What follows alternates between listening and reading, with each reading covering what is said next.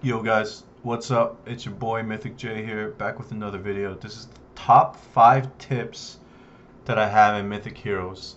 Uh, these tips are so fresh off the dome that I haven't even thought of them yet. My game plan right now is to click through all of the systems in the game and share the most important tips for you. So the very first one, it's a bit of self-plug, but I really mean this, all right? Like, you have no idea how many hours I spend working on this tier list to like 100 unique players. Like this game, I wish I was playing a game like Genshin. I wish I was playing a game where people actually, the community was thriving and all that stuff. But I'm spending all these hours making these tier lists, and I really urge you to follow the tier list when you build your rosters. This applies to like every level of player, right? Because what I'm doing is I'm taking the rosters from all of the best players in the game and how they win, and then the winners as well, and I'm compiling them week on week and on week on week, and picking like the best characters possible. Now, the way this game works is this is a very oppressive game because you cannot return the resources that you put into another hero. You see this motherfucker right here? I have this Archimedes piece of shit in blue, and I've dumped all these resources into him. I have like the 5x antiques. I have his weapons up here, and I can't return any of them. This game is super oppressive when it comes to heroes you invest in. That means you need to be investing in the best heroes in the game. I'm not saying my tier list is perfect.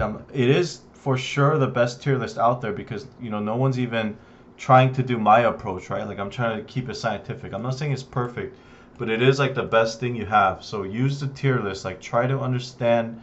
This is like the most important tip in the game by far. Like you have to be building the correct heroes in this game. Otherwise, you're just gimping yourself. When you spend less, it just means you need to be that much better to catch up to people who spend more. So follow the tier list. That's the first tip. Very important one. If you're gonna ignore every other tip in this video, which you shouldn't do, but if you're gonna ignore every tip in this video, follow that one. Follow the tier list, bros and sisters. All right, second tip. Second tip. The Astrolabe of Fate. This is a very underrated aspect of the game, and I have actually um, made a video in the past where I shared an Astrolabe calculator. But this is going to be actually a general tip. Focus on maximizing all of your passive sources of income. And what do I mean by that? Well, the Astrolabe of Fate is one example. The Muses are another example. And the Antiques are an example as well. So this goes two ways. So for new players, you should try and unlock the features as soon as possible because they're on, you get a free one every day. You get a freebie every day in most of these. So you want the free museum, you want the free Muse banquet. You want to start all that shit as soon as possible. You want to start the timers rolling on those. But for intermediate and further down the line players, in-game players, um, the Astrolabe of Fate is very underrated. So the cubes, dude, I forgot how much they sell for now in the marketplace, but they sell for like 300 diamonds or whatever. But I actually think they're worth way more than that. I think they're worth like 800 diamonds or something. And the reason for that is like manifold, but one of the reasons is the cube still applies to all of the game modes, including like Champions Arena and stuff. And it's like a big chunk of um, of your power there. But these, later on in the game, the golden experience isn't gonna matter. But I know like if you're not spending or wherever you are, they might matter to you, even though they mean nothing to me. But the Stardust is always important.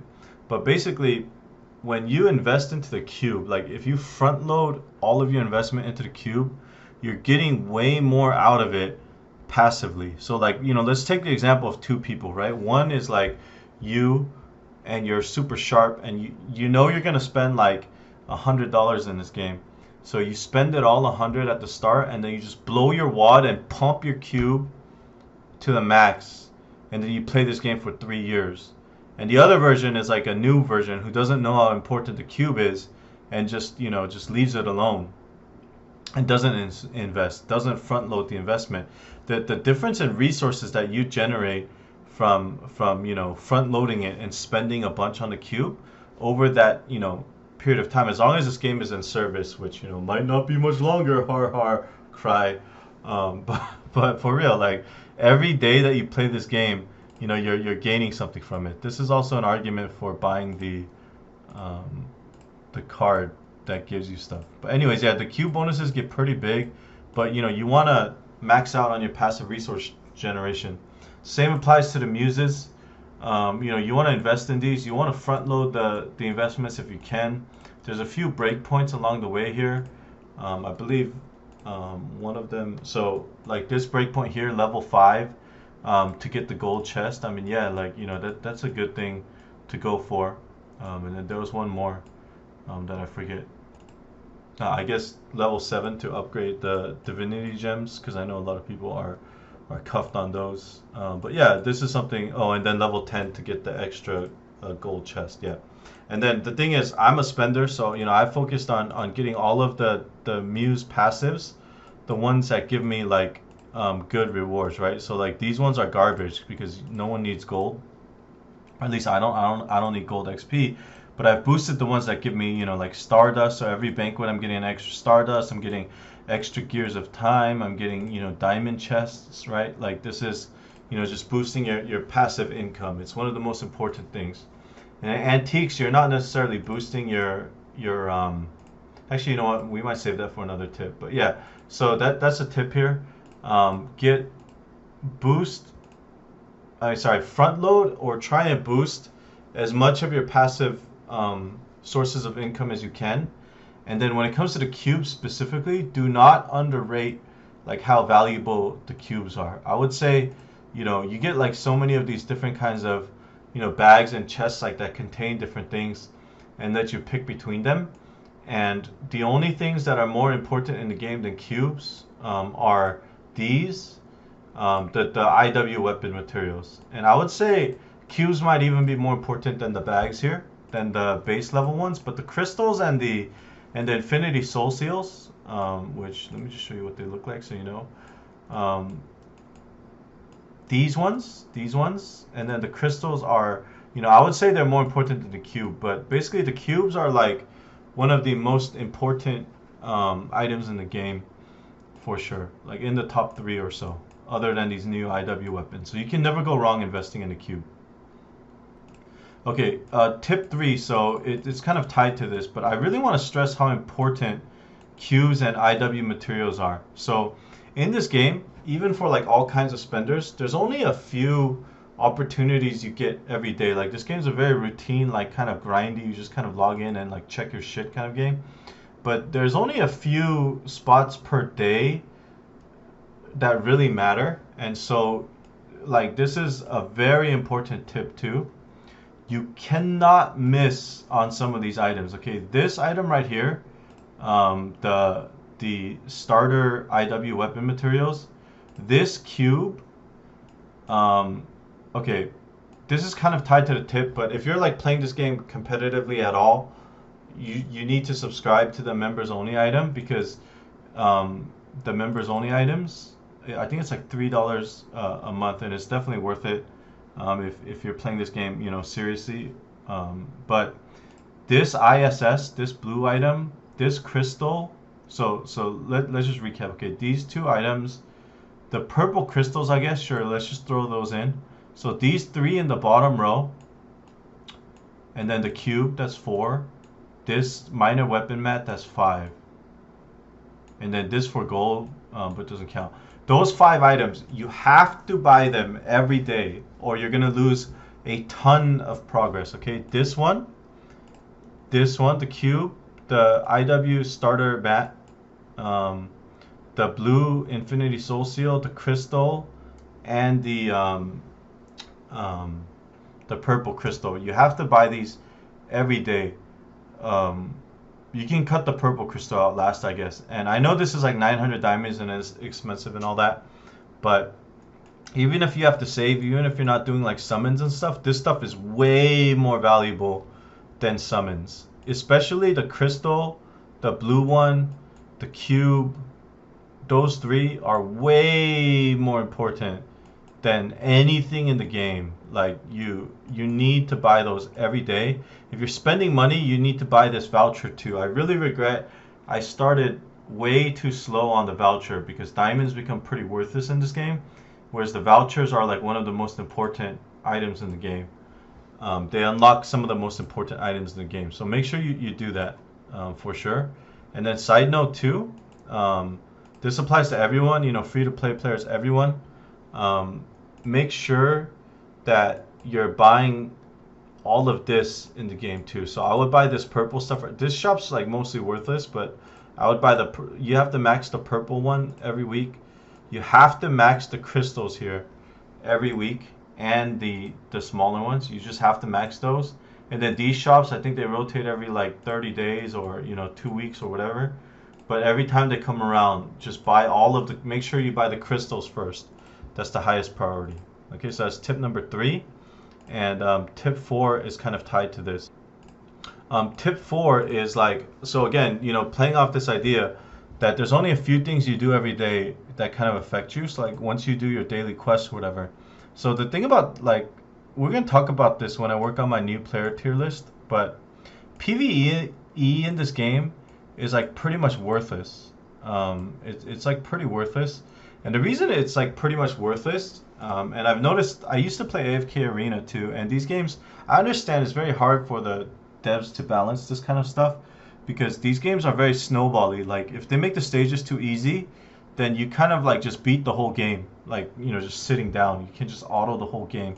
So they do have to set up like these obnoxious walls, but the reason PvE in this game is worthless is that the rewards, like especially if you're not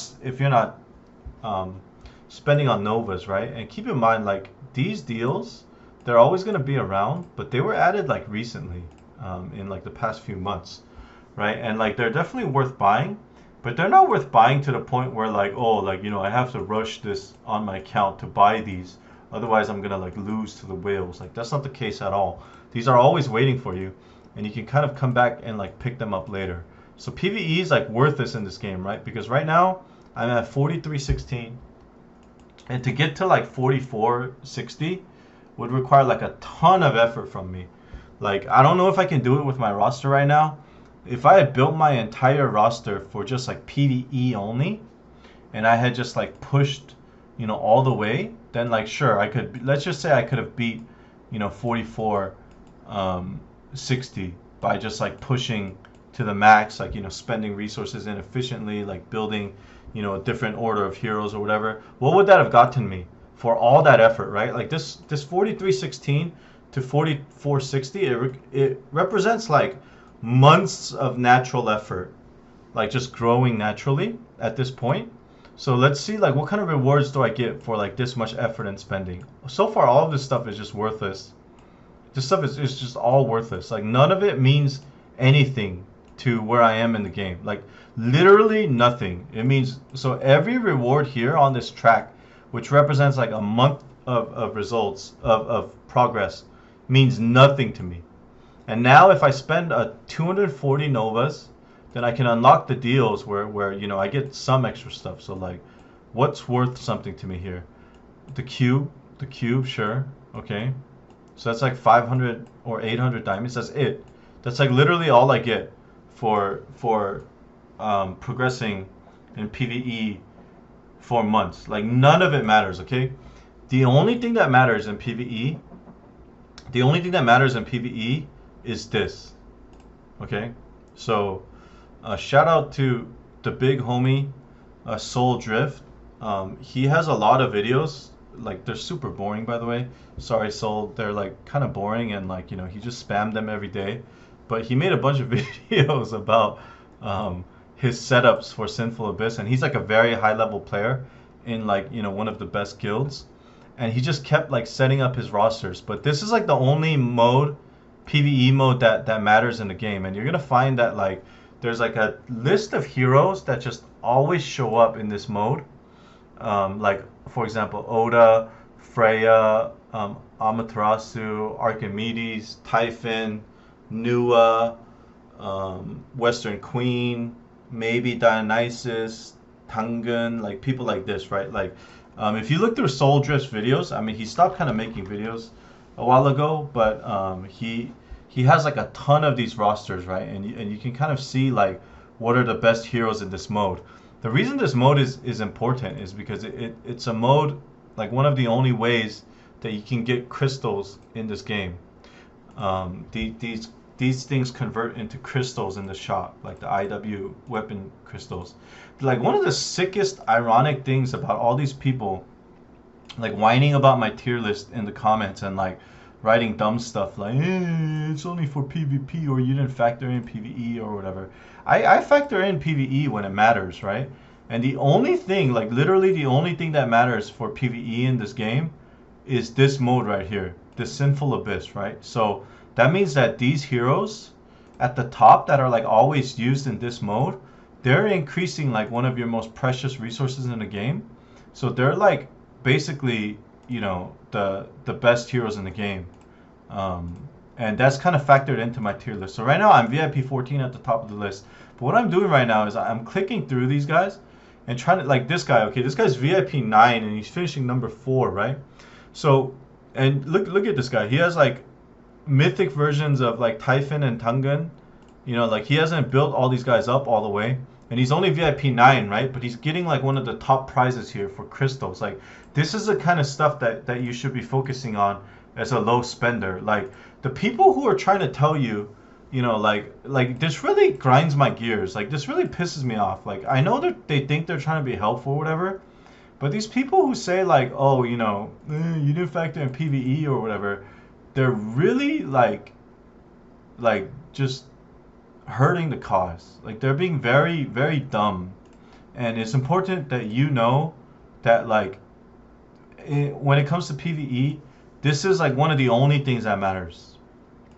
Now, there are like a few other modes that matter, like Valhalla, for example. But the problem with Valhalla, and the reason it matters is because it gives you medals. But the problem with Valhalla is the heroes rotate every time around, and then they didn't do like a good job of setting this mode up.